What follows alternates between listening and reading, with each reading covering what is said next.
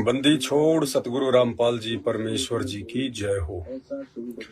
परमपिता परमात्मा सारी सृष्टि के रचनहार, कुल मालिक, असंख्य ब्रह्मांडों के स्वामी, जगत गुरु, तीनों लोकों में प्रवेश करके सबका भरण पोषण करने वाले राजाधिराज, आत्माधार, नाथों के नाथ, देवों के देव महादेव, सर्वेश्वर महेश्वर, मृत्युंजय, अजरो अमर, आदि अनादि, सनातनी प्रभु, जगत पिता जगदीश्वर, श्री श्री 1008 की उपाधि के वास्तविक अधिकारी, अकाल मूरत, शब्द स्वरूपी राम वासुदेव, सर्वगतम ब्रह्म, परम पूज्य, प्रथम पूज्य, परम संत, परम पुरुष, परम धनी, परम दयालु, सत्य कबीर, हक्का कबीर, अल्लाहु कबीर, अल्लाहु अकबर, बाखबर, अल्लाह ताला, जगत के तारणहार, जगत के मुक्तिदाता, जगत के जगन्नाथ, हारे के सहारे, हिंदुओं के राम, मुसलमानों के अल्लाह, सिखों के वाहिगुरु, ईसाइयों के मसीह, दया के सागर दया निधि, करुणा के सागर करुणा निधि, स्वयंभू परिभू, संकट मोचन, कष्ट हरण, मंगल करण, दुख भंजन, अविगत कबीर, निर्विकार निर्विषम परमात्मा, अलय अलेख सतगुरु, आदि अनादि सतगुरु, असली मर्यादा पुरुषोत्तम, असली राम, असली कृष्ण, असली घनश्याम, असली मुरारी, राजाओं के राजा, महाराजाओं के महाराजा, शहंशाहों के शहंशाह, सम्राटों के सम्राट, भगवानों के भगवान, अल्लाहों के अल्लाह, प्रभुओं के प्रभु, मसीहाओं के मसीह, सच्चे वाहिगुरु, बाबाओं के बाबा, पीरों के पीर, जगत सेठ, सेठों के सेठ, सावड़ सा सेठ, सर्वगुण संपन्न, अनंत कोटि कलाओं के स्वामी, अनंत कोटि ब्रह्मांडों के नायक, योगियों में महायोगी, ध्यानियों में महाध्यानी, सिद्धों में परम सिद्ध, ज्ञानियों में तत्व ज्ञानी, ब्रह्म ज्ञानी, महाज्ञानी, परम ज्ञानी, युवा कबीर, समरथ कबीर, असमवात, अमित ओजा, सच्चे रहनुमा, करीम अल्लाह, सुभान अल्लाह, दुनिया के अंतिम पैगंबर, 8 सितंबर 1951 से गांव धनाना, जिला सोनीपत, हरियाणा, भारतवर्ष की पावन भूमि पे प्रकट ब्रह्मा विष्णु महेश के दादाजी कबीर परमेश्वर, कल की पुरुष, संत श्रोमणी सतगुरु रामपाल जी परमेश्वर जी के चरण कमल में अनंत कोटि दंडवत प्रणाम। सत्साई भाई और बहनों, दया परमपिता परमेश्वर जी की, जिनके आशीर्वाद से दास आप सभी भगत भाई बहनों के बीच में सोशल मीडिया के माध्यम से साथ संगति के लिए रूबरू है। वैसे तो परमपिता परमेश्वर जी अपनी सभी सत्सेवक आत्माओं पर ज्ञान आधार की विशेष रक्षा बख्शे हुए हैं। सभी भाई बहनों तक हर प्रकार की शंकाओं के समाधान पहुंच रहे हैं। गुरुदेव भगवान के आशीर्वाद से भक्ति मार्ग पर हम सभी आत्माएं ज्ञान को आधार बनाकर अपने गुरुदेव भगवान पर दृढ़ विश्वास कर निरंतर आगे बढ़ रहे हैं। साध संगत से जुड़े सत्सेवक भाई बहन ही हैं जो इस भक्ति मार्ग में काल के द्वारा पैदा की जा रही हर प्रकार की बाधा को पार करते हुए निरंतर आगे बढ़ रहे हैं। ये साध संगत से जुड़े हुए भाई बहन ही हैं जिनकी मर्यादा काल नहीं तुड़वा पा रहा है। काल ने हर प्रकार से सैकड़ों भरकस प्रयास किए सन 2014 गुरुदेव भगवान के जेल जाने के बाद में कि इन आत्माओं को अपने षड्यंत्र में फंसा लूं, इनकी भी मर्यादाएं खंडित करवा दूं, इनको भी आन उपासना में सहयोगी बना दूं। जैसा कि हमारे बड़े भाई सतलोक आश्रम मैनेजमेंट हरियाणा से जुड़ी हुई आत्माओं को काल ने अपनी गोद में बैठा रखा है। सभी भगत आत्माओं की गर्दन काल के हाथ में है, क्योंकि ऐसी कोई भी मर्यादा नहीं है जो मर्यादा काल ने गुरुदेव भगवान के जेल जाने के बाद सन 2014 के बाद से सतलोक आश्रम मैनेजमेंट हरियाणा अर्थात पूज्य गुरुदेव भगवान के कलयुगी परिवार के माध्यम से संगत की ना तुड़वाई हो। राजनीति को परमात्मा ने सबसे गंदा और घटिया कार्य बताया है भक्ति मार्ग में। सतलोक आश्रम ने बेचारे भोले भगत भाई बहनों की वो मर्यादा भी तुड़वा दी। कभी कांग्रेस को सपोर्ट करवाते हैं, कभी बीजेपी को सपोर्ट करवाते हैं। वही दुनियादारी वाले कर्म जिन कर्मों को छोड़कर हम भक्ति मार्ग में आए थे। सन 2016 में हरियाणा में जाट आरक्षण, उस आरक्षण में भगत भाई बहनों को बैठा दिया गया, सबकी मर्यादाएं तुड़वा दी गई। भगत में जगत में कोई अंतर ही नहीं छोड़ा।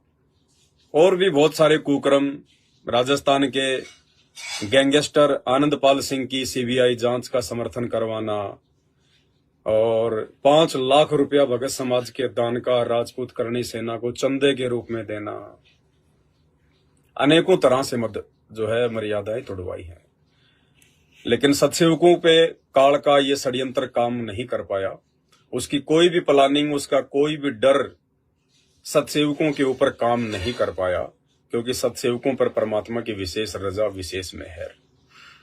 भाई और बहनों, ज्यादा से ज्यादा 3 से 4 साल की बात है। ज्यादा से ज्यादा 3 से 4 साल वो होगा जो आज से पहले सदियों में नहीं हुआ, जो युगों में नहीं हुआ, जो सतयुग में नहीं हुआ, त्रेता युग में नहीं हुआ, जो द्वापर में नहीं हुआ, जो आज से पहले कलयुग में नहीं हुआ।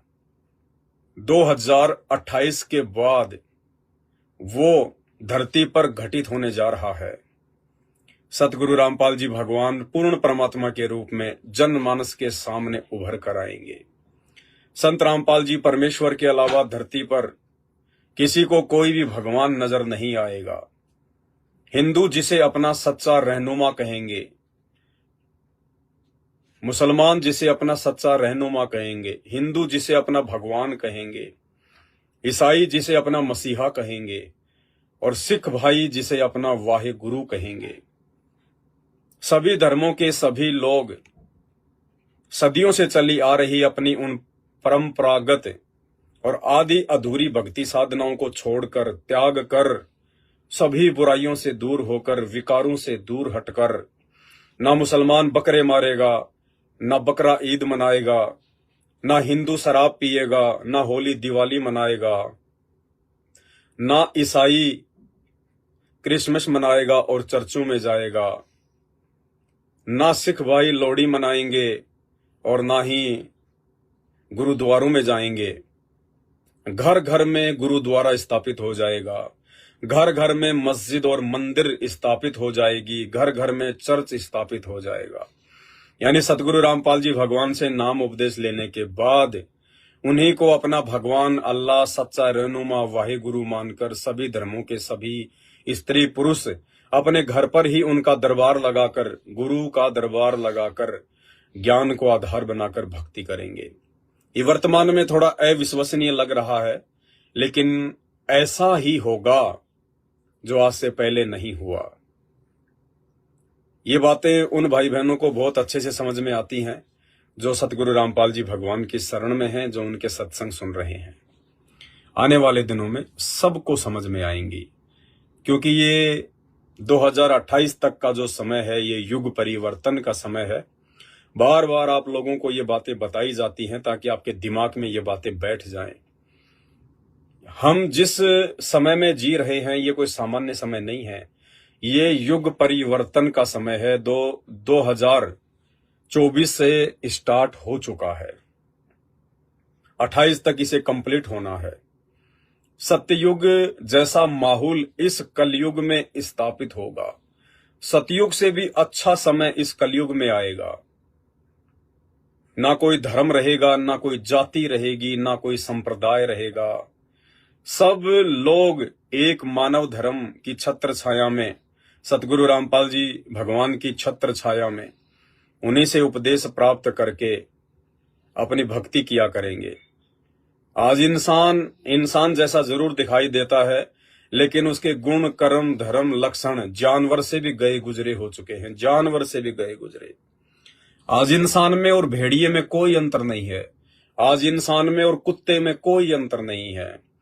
कुत्ता और भेड़िया भी मांस खाता है, इंसान भी मांस खाता है। वो कुत्ता उससे अच्छा, कुत्ता चाय नहीं पीता, कुत्ता शराब नहीं खाता, लेकिन ये इंसान शराब पीता है, चाय पीता है, क्योंकि चाय भी एक बहुत बड़ा नशा है। 99% लोगों को नहीं पता, लेकिन चाय शराब से भी भयंकर नशा है। ये स्लो पॉइजन है। ये हमारे देश में अंग्रेजों के द्वारा, ब्रिटिश कंपनी के द्वारा, ईस्ट इंडिया कंपनी के द्वारा लाया गया था। चाय का पौधा हमारे देश का पौधा नहीं है, हिंदुस्तान का पौधा नहीं है। जब सन 1616 में ईस्ट इंडिया कंपनी पहली बार भारत में आई, तो अंग्रेजों ने हर प्रकार से एक रिहर्सल करी कि भारतीयों को हम कैसे जीत सकते हैं। हम इनको बुद्धि में जीत सकते हैं, या इनको शारीरिक ताकत से जीत सकते हैं, या कैसे जीत सकते हैं। उन्होंने एक रिहर्सल करी। एक किसान भाई खेत में हल जोत रहा था, 2-4 अंग्रेजों ने अचानक से उसके ऊपर धावा बोल दिया, लेकिन उस किसान भाई ने अगले 5 मिनट के अंदर अंदर उन दोनों हट्टे कट्टे अंग्रेजों को धूल चटा दी, उनको जमीन में नीचे पटक दिया, उनको दोनों को दबा लिया अकेले ने। ऐसे 2-4 प्रयोग अंग्रेजों ने किए, तो अंग्रेजों को लगा कि भाई शारीरिक ताकत के मामले में हम भारतीयों को पराजित नहीं कर सकते हैं, तो कैसे करें, क्या करें। तो उन्होंने ये जानना चाहा कि भारतीयों में इतना बल कैसे है, इनमें इतनी ताकत कैसे है, इतनी शारीरिक पावर कहां से मिलती है इनको। तो उनको पता चला कि ये लोग सुबह उठते ही छाछ पीते हैं, दही खाते हैं, आधा बिलोया हुआ दही पीते हैं, मट्ठा खाते हैं, घी खाते हैं। इन लोगों के फालतू के कोई डिमांड नहीं है, फालतू के इनके मन में कोई गंदगी नहीं है, चरित्र से ये लोग पाक साफ हैं। इस कारण से इन लोगों का शरीर हट्टा कट्टा है। तो अंग्रेजों ने देखा अगर इसी प्रकार से ये लोग दूध, दही, छाछ, मक्खन, घी खाते रहे तो हम तो कभी भी इनके ऊपर राज नहीं कर पाएंगे। तो अंग्रेज बिलायत से, इंग्लैंड से एक चाय का पौधा लेके आए, और भारत के दक्षिणी हिस्से में, केरला में, मुन्नार में, आसाम में, इधर उन्होंने चाय की खेती करवानी शुरू कर दी, और घर घर में उन्होंने चाय पहुंचा दी, घर घर में चाय। और जो भारतीय सुबह उठते ही सबसे पहले दूध, दही, छाछ पिया करते थे, आज वो सबसे पहले उठते ही चाय की डिमांड करता है। और विशेषज्ञों ने ये साबित कर रखा है, मुझे बताने की जरूरत नहीं है, यूट्यूब पर जाकर देख सकते हैं। उन्होंने साबित कर रखा है कि हमारी बॉडी में, मानव स्त्री या पुरुष के शरीर में 90% जो बीमारियां वो चाय के कारण होती हैं। सबसे बड़ी बीमारी लीवर की, सबसे ज्यादा अटैक ये चाय लीवर पर करती है, और लीवर से पूरी बॉडी कंट्रोल होती है। लीवर की 90% बीमारियां चाय के कारण होती हैं। हमें पता नहीं चलता, लेकिन ये स्लो पॉइजन है, धीरे धीरे अपना असर करता, धीरे धीरे धीरे धीरे। और एक समय ऐसा आ जाता है जब इंसान की उम्र 50, 60, 70 के आसपास पहुंच जाती है, उसके बाद वो बीमारियां उभर उभर कर सामने आती हैं, उभर उभर कर। माता बहनों का बांझपन से पीड़ित होना, माता बहनों के जो बच्चे उत्पन्न होते हैं उनके सफेद बाल, पैदा होते ही आंखों पे उनके चश्मा चढ़ जाना, बच्चों को विकृत पैदा होना, अपंग पैदा होना, मंद बुद्धि पैदा होना, ये सब कुछ चाय के कारण है। ये स्लो पॉइजन है। तो एक ये सोची समझी चाल थी। और आध्यात्मिक दृष्टि से परमपिता परमेश्वर सतगुरु रामपाल जी भगवान ने बताया कि चाय का जो पौधा है, देखो हर पौधे की जो उत्पत्ति है उसका एक इतिहास है। कोई ऐसे बीज पैदा नहीं हो गया, ऐसे कोई पौधा पैदा नहीं हो गया। जब आप सृष्टि रचना सुनेंगे सतगुरु रामपाल जी भगवान के मुख कमल से, यूट्यूब पर जाइए, सर्च कीजिए सृष्टि रचना संत रामपाल जी महाराज। आपको पता चलेगा जिन बातों का अभी तक आपको मालूम ही नहीं है। हम तो केवल भौतिक जीवन में जी रहे हैं, सांसारिक जीवन में जी रहे हैं। अरे इससे बढ़कर एक आध्यात्मिक जीवन है, भक्ति जीवन है, जिस जीवन की तो दुनिया को छींट भी नहीं पड़ी अभी तक। और उस आध्यात्मिक जीवन की जानकारी के बिना चाहे देश का राष्ट्रपति हो, चाहे प्रधानमंत्री, चाहे रंक, सबका जीवन बर्बाद है। अगला जन्म 84 लाख योनियों में गधे कुत्ते की योनि से शुरू होता है, क्योंकि भगवान के दरबार में कोई राजा नहीं देखा जाता, कोई गरीब या रंक नहीं देखा जाता। वहां तो भक्ति देखी जाती है कि यह मनुष्य शरीर आपको भक्ति करने के लिए प्रदान किया गया था। बाकी तो 84 लाख योनियों में गधे कुत्ते सुअर कीट पतंग मक्खी मच्छर मछली, पता नहीं 84 लाख प्रकार की योनियां हैं। वो लोग ना भक्ति करते, ना उनको पता, ना वो मंदिर जाते, ना उनको मंदिर उनको बनाने आते, नंगे घूमते हैं। ये बुद्धि परमेश्वर ने केवल इंसान को दी है, स्त्री पुरुष को दी है। और ये बुद्धि केवल परमात्मा की पहचान करके, भक्ति करके, सच्चे गुरु की तलाश करके, उसकी शरण में आकर और फिर सदा सदा के लिए मोक्ष प्राप्त करने के लिए दिया है परमात्मा ने। तो अभी 99.99% दुनिया आध्यात्मिक मार्ग से अपरिचित है। और थोड़े बहुत लोग यदि भक्ति कर भी रहे हैं तो कोई मंदिर में जाके अपना समय बर्बाद करता है, कोई मस्जिद में जाके समय बर्बाद करता है, कोई चर्च और गुरुद्वारों में जाके अपना अनमोल समय बर्बाद करता है, क्योंकि पत्थरों में भगवान नहीं है। कबीर परमेश्वर कहते हैं, पत्थर पूजे हरि मिले तो मैं पूजूं पहाड़। और इससे तो चक्की भली जो पीस खाए संसार। सरेआम कहा करते थे परमात्मा अपनी वाणियों में कि पत्थर पूजे भगवान मिले तो मैं पूज लूं पहाड़। कि भाई अगर एक छोटा सा पत्थर पूजने से, एक छोटे से पत्थर की मूर्ति बनाई जाती, हनुमान जी की, माता जी की, राम जी की, श्री कृष्ण जी की, राधा जी की, या और किसी देवी देवता की, तो कबीर साहिब कहते हैं अगर वो छोटा सा पत्थर पूजने से अगर भगवान मिलता हो तो भाई मैं तो पहाड़ की पूजा कर लूं, पहाड़ की, मुझे तो बहुत जल्दी भगवान मिलेगा। लेकिन कहते हैं ये सब पाखंड है, ढोंग है, आडंबर है, शास्त्रों के विरुद्ध है, भक्ति के विरुद्ध है, देखा देखी भेड़ चाल में चल रहे हो। पत्थर पूजे हरि मिले तो मैं पूजूं पहाड़, इससे तो चक्की भली जो पीस खाए संसार। अरे तुम्हारे उन भगवानों से, उन पत्थरों के भगवानों से तो आटा पीसने वाली जो चक्की आती है, उसके जो पाट आते हैं दो, वो पत्थर के बने होते हैं। कहते हैं वो पत्थर से बने पाट तुम्हारे इन पत्थरों के भगवान से लाख गुना अच्छे हैं। कम से कम वो खाना खाने के लिए, पेट की भूख बुझाने के लिए आटा तो पीस रहे हैं। तुम्हारे भगवान तो उतना काम भी नहीं करते ये पत्थरों के। अरे इंसान जीवित है, इंसान जो है वो चेतन है। चेतन का मतलब जिसमें चेतना होती है, जो बोल सकता है, देख सकता है, चल सकता है, समझ सकता है, खा सकता है, उसको कहते हैं चेतन। इंसान चेतन है। और चेतन होकर वो पूजा किसकी करता है? जड़ की। जड़ यानी पत्थर, लोहा, सोना, चांदी, उनसे बनी मूर्तियां जो जड़ हैं। जड़ का मतलब जो केवल एक जगह ही पड़ा रहता है, जो ना बोल सकता, ना चल सकता, ना उठ सकता, ना बैठ सकता, ना खा सकता, ना बात कर सकता। तो कहते हैं हे मानव शरीरधारी प्राणी, तू डींग मारता है कि मैं 21वीं सदी का इंसान हूं। इंसान चांद पर जा चुका है, हम 21वीं सदी में जी रहे हैं, विज्ञान ने इतनी उन्नति कर ली। तो परमेश्वर कहते रहे नालायक, विज्ञान ने तो उन्नति कर ली लेकिन तूने तो नहीं करी। तू तो वहीं का वहीं पड़ा है। चेतन होके जड़ को पूज रहा है, इंसान होके तू पत्थरों को पूज रहा है। तू काहे का इंसान है, काहे का 21वीं सदी में जी रहा है। तू तो आज भी आदि मानव है, दिमागी रूप से तू आज भी आदि मानव है, आदि मानव। और ये 10, 20, 40, 50 साल का जीवन भोग के फिर वापस गधे कुत्ते सूअर की योनि में जाएगा बिना भक्ति के।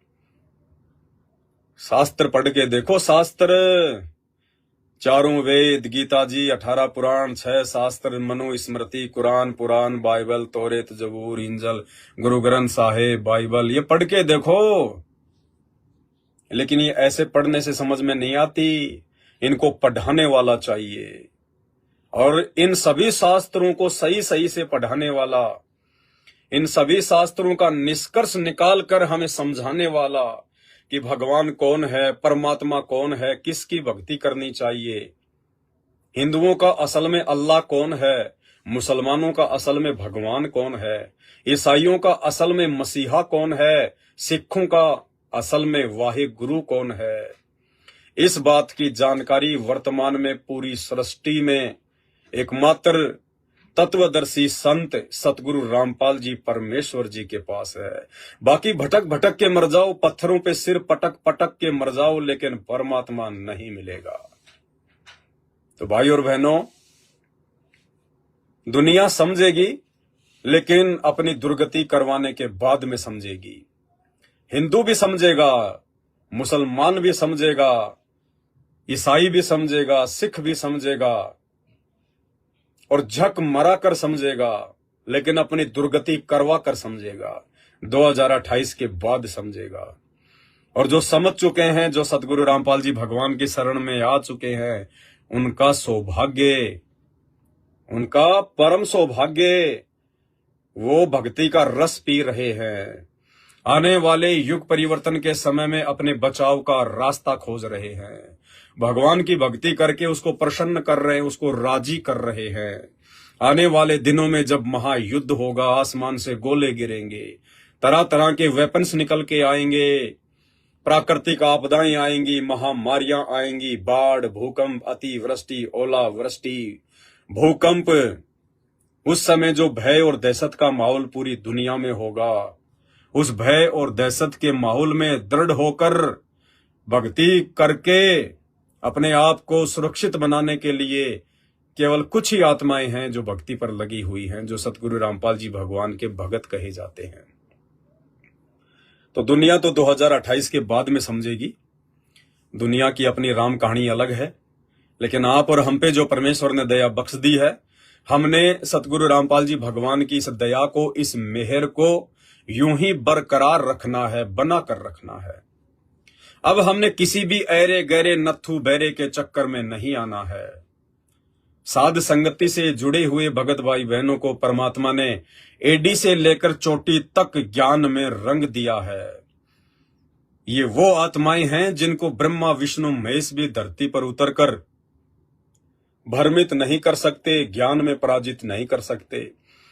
फिर यहाँ के छोटे मोटे संत, महंत, साधु, महात्मा, मंडलेश्वर, शंकराचार्य, इनकी तो औकात ही क्या है।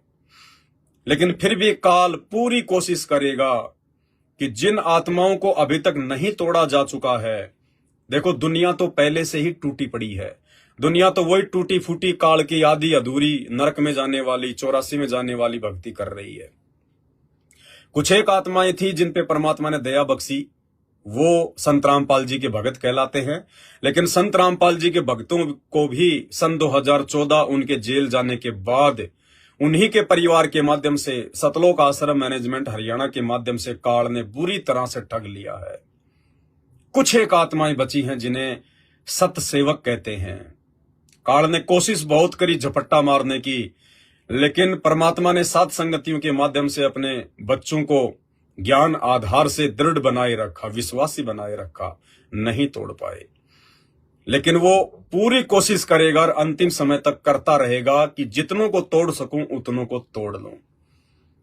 तो वो अपनों के माध्यम से प्रयास करवाएगा, क्योंकि ये तत्व ज्ञान होने के बाद संत रामपाल जी के भक्तों को कोई शंकराचार्य भी नहीं तोड़ सकता। जगत वाले भ्रमित नहीं कर सकते। 2, 4, 5% मूर्खों की तो बात छोड़ दीजिए, वो तो जन्म से ही भ्रमित होते हैं। बाकी उनके 90% भक्तों को संसार वाले, जगत वाले, दुनिया वाले भ्रमित नहीं कर सकते, क्योंकि हमने शास्त्रों की जो जड़ है वो देख ली है। इन भगवानों की, ब्रह्मा विष्णु महेश की, 33 करोड़ देवी देवताओं की, काल की, महाकाल की, मुसलमानों के अल्लाहों की, इन सब की औकात, इनकी जड़ परमात्मा ने सत्संगों के माध्यम से दिखा दी है। इसलिए दुनिया वाले हमें भ्रमित नहीं कर सकते। इसलिए काल यदि चाल चलेगा भ्रमित करवाने के लिए, तो भगत भाइयों के माध्यम से ही करवाएगा। सतलोक आश्रम मैनेजमेंट हरियाणा ने बहुत प्रयास किए तोड़ने के, लेकिन नहीं टूट पाए। फिर कुछ एक लोग जो सात संगतियां छोड़ छोड़ के अपनी खुद की कमजोरी के चलते जो परमात्मा से दूर होकर बकवाद करने लग गए थे, उनके माध्यम से काल ठगने का प्रयास करेगा।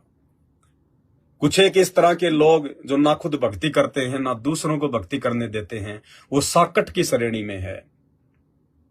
इसलिए परमात्मा कहते हैं, कहते को कहीं जान दे, गुरु की सीख तू ले, साकट और सवान को उल्टा जवाब ना दे। इसलिए दास की तो आदत है, दास ऐसे साकट और कुत्ते टाइप व्यक्तियों को जो सारा दिन बकवाद करते रहते हैं, जो ना 3 समय की आरती करते हैं, ना मंत्र जाप करते हैं, ना सत्संग सुनते हैं, उनका केवल एक ही मकसद है कि साध संगति से भक्तों को कैसे तोड़ा जाए। तो दास तो ऐसे साकट व्यक्तियों को जवाब नहीं देता है, क्योंकि मुझे मेरे परमात्मा ने ये अद्भुत अनमोल ज्ञान देकर समझा दिया है कि बेटा, दुनिया की आदत है भौंकने की। जो कुत्ता होता है वो शीशे में अपने ही परछाई को देखकर भौं भौं करके मर जाता है।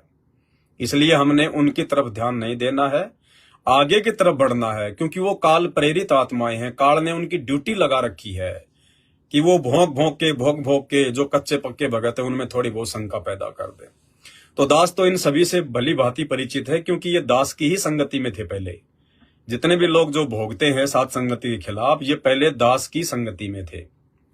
अब इनकी दाल गली नहीं। जिस मनसा को लेकर ये साथ संगति से जुड़े थे, जिन स्वार्थों को लेकर ये लोग साथ संगति से जुड़े थे, क्योंकि ये लोग ना तो पवन दास को समझ पाए ना साथ संगतियों को समझ पाए। इन्होंने देखा कि दुनिया हमारे पीछे भी चले, लोग हमारे को भी इतना ही महत्व दें जितना कि इस पवन दास को देते हैं। लोग हमारे वीडियो भी इसी प्रकार से शेयर करें, इसी प्रकार से 4-4, 5-5 घंटे की वीडियो देखें जो पवन दास की वीडियो लोग देखते हैं। लेकिन भाई, ये पवन दास ने सोचा नहीं था कि मैं ऐसा करूं। नहीं, पवन दास तो केवल अपना शिष्य धर्म निभाते हुए परमात्मा के आशीर्वाद से, उनके आदेश से, उनकी सत प्रेरणा से अपने भगत भाई बहनों को समझाने के लिए मात्र साथ संगति में निमित्त बना हुआ है। अगर मेरी शुरू से ऐसी कोई मनसा होती कि भगत समाज मेरे पीछे लगे, भगत मेरी बातों को महत्व दे, भगत मेरे वीडियो देखे, भगत मेरे को फॉलो करे, तो परमात्मा कभी भी मुझे 2 कदम भी आगे नहीं बढ़ने देता। क्योंकि सतगुरु रामपाल जी भगवान के भक्ति मार्ग में जो व्यक्ति अपने मन में स्वार्थ पाल लेता है, जो व्यक्ति अपने मन में कोई छल कपट रखता है, परमात्मा उसको कभी भी नहीं अपनाता। तो उन लोगों ने देखा, भाई ये पवनदास की तरह लोग हमें महत्व नहीं दे रहे, हमारी बातों को लोग सुन नहीं रहे, और पवनदास को जिस प्रकार से लोग सेवाओं के लिए पैसा देते हैं, फिर पवनदास परमात्मा की सेवा में वो पैसा लगाता है करोड़ों रुपया। आज भी परमेश्वर की दया है, 5-10 हजार रुपए तो रोजाना भगत भाई बहन डालते हैं। जबकि दास तो मना करता है कि भाई मुझे आवश्यकता नहीं है, सेवाएं हो चुकी हैं, आगे सेवाएं होंगी तो दास आपको बता देगा। लेकिन फिर भी भगत भाई बहन विश्वास करते हैं, उनको दृढ़ विश्वास है इस बात का, क्योंकि उन्होंने दास की लगभग 7-8 वर्षों से संगति की है। उनको पता है इस बात का कि ये परमात्मा का बच्चा, ये मरने को मर जाएगा, लेकिन ये अपने भगत भाई बहनों को भ्रमित नहीं होने देगा। ये भ्रमित नहीं कर सकता, उल्टा रास्ता नहीं बता सकता। ये परमात्मा का बच्चा अपने परमात्मा से 1 इंच भी दूर नहीं हो सकता। ये तो उल्टा अपने भगत भाई बहनों के अंदर दृढ़ता पैदा करता है गुरुदेव के चरणों में समर्पित होने के लिए। उनको दृढ़ विश्वास है इस बात का। साथ संगत से जुड़े हुए भाई बहन कोई मेरी बातों पे आंख बंद करके विश्वास नहीं करते हैं। परमात्मा ने सबसे ज्ञानी आत्माएं साथ संगति से जोड़ रखी हैं। ये लोग मेरा वीडियो देखते हैं पहले, चाहे 2 घंटे का हो चाहे 4 घंटे का हो। उसके बाद ये लोग निष्कर्ष निकालते हैं कि वास्तव में हमारा गुरु भाई जो कह रहा है, ये सारी की सारी बातें हमारे परमात्मा के ज्ञान से एज इट इज मेल खाती हैं। इसलिए सभी भाई बहन फिर पवन दास की बातों को फॉलो करते हैं, वीडियो को शेयर करते हैं, लाइक करते हैं, भाई बहनों को समझाने के लिए आगे भेजते हैं। तो ना चाहते हुए भी भगत भाई बहन 5-10 हजार रुपए तो रोजाना दास के पास में भेज ही देते हैं। उन्हें विश्वास है कि जब जितना सेवा में लगेगा उतना लगेगा, और जितना बचेगा ये सारा का सारा परमात्मा की सेवा में जाएगा, उनके चरणों में जाएगा। हाथी से लेकर सुई तक जो भी दास के पास में कुछ है वो परमात्मा का है, और सब कुछ परमात्मा के चरणों में समर्पित है, और आने के बाद उन्हीं के चरणों में समर्पित हो जाएगा। भले लाखों के मोबाइल हैं, लाखों की गाड़ियां हैं, सब कुछ परमात्मा ने परिपूर्ण कर रखा अपने इस कुत्ते को, क्योंकि परमात्मा धरती पर है।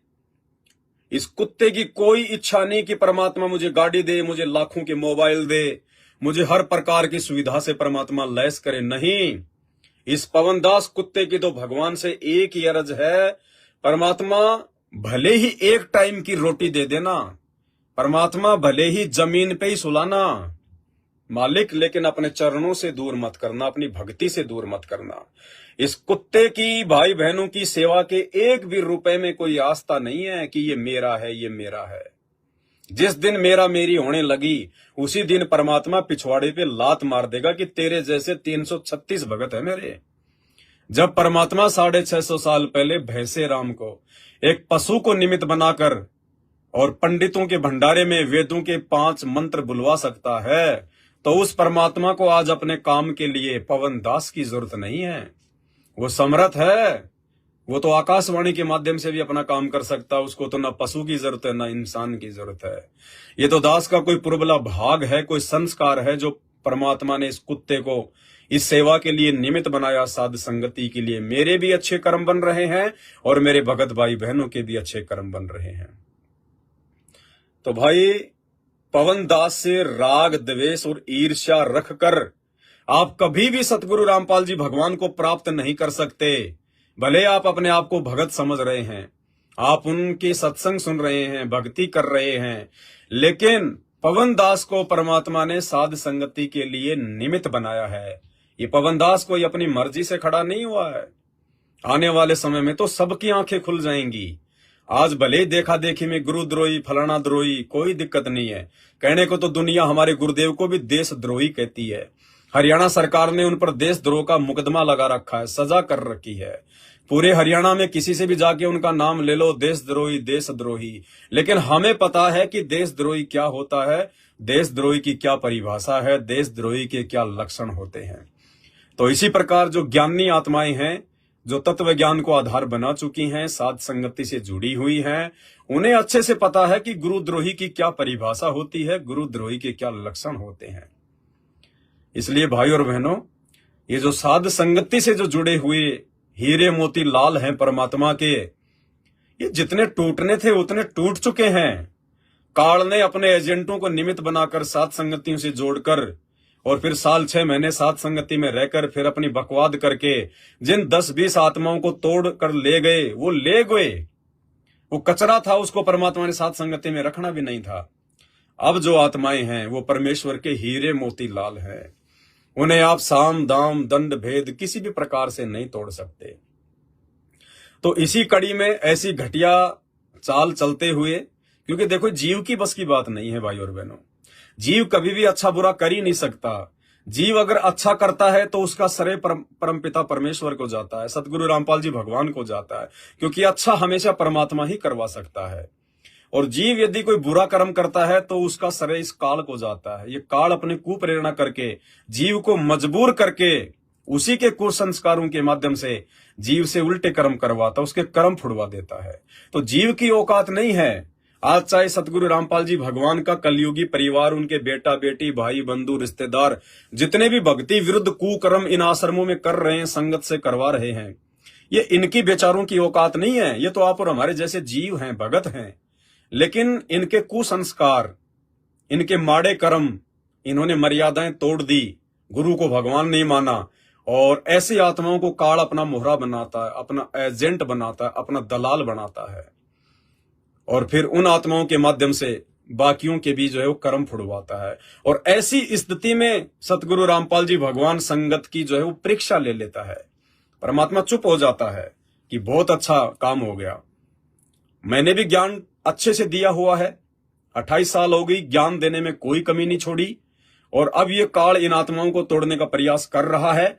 तो काल के तोड़ने में मेरे भक्तों की परीक्षा हो जाएगी, छटनी हो जाएगी कि किसने मेरे ज्ञान को समझा है और कौन मेरे ज्ञान पर चल पाएगा। इसलिए परमात्मा भी परीक्षा के समय में साइलेंट हो जाते हैं।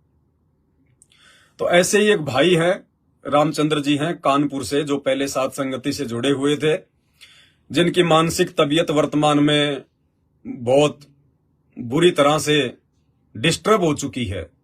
उनके मुंह से जूते और गालियां, मुंह में जूता ठूस दूंगा, मुंह में जूता ठूस दूंगा। आपने सुना होगा एक ऑडियो, उत्तर प्रदेश के स्टेट कोऑर्डिनेटर संजीव हुड्डा की और रामचंद्र जी की। ये गाली गलौच इनके अलावा कुछ नहीं है इनके पास में।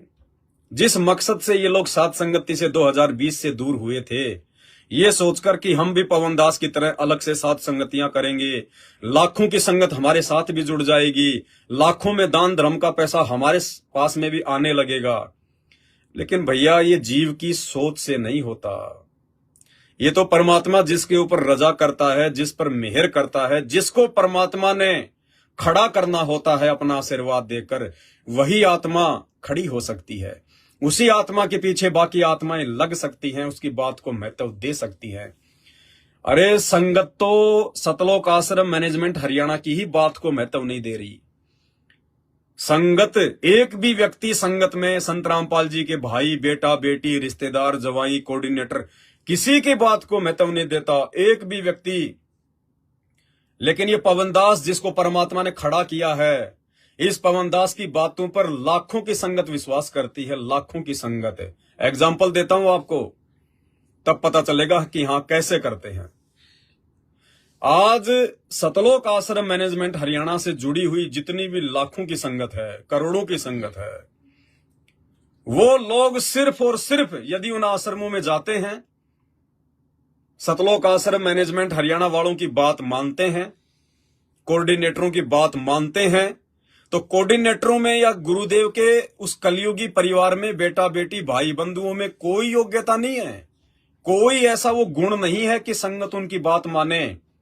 संगत केवल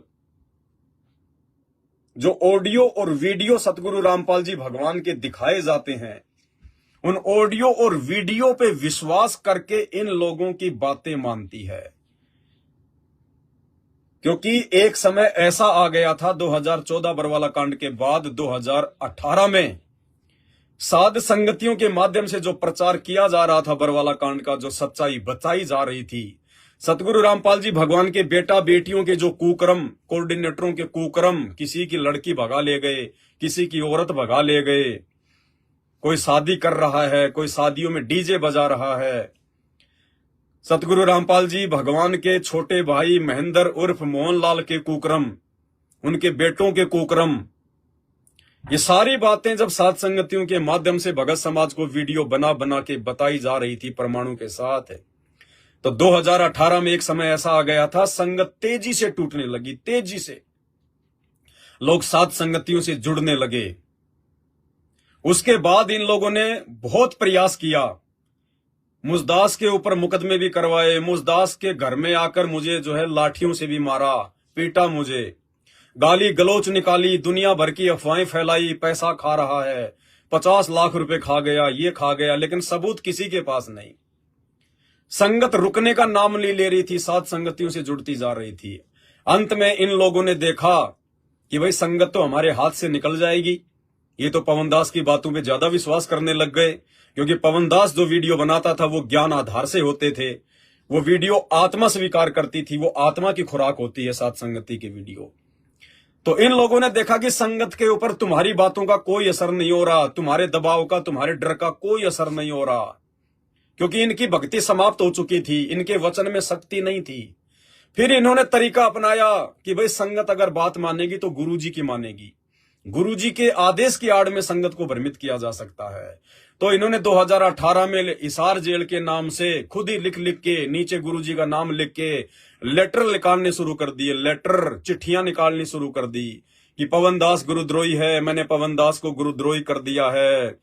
धीरे धीरे इन्होंने संगत को डराना शुरू किया। लेकिन 2-4-5 महीनों में जब उन चिट्ठियों की भी वो पोल खुल गई कि ये चिट्ठियां नकली हैं, ये बनाई जाती हैं, गुरुदेव की तरफ से जेल से कोई चिट्ठी नहीं आ रही है, तो फिर संगत संभल गई।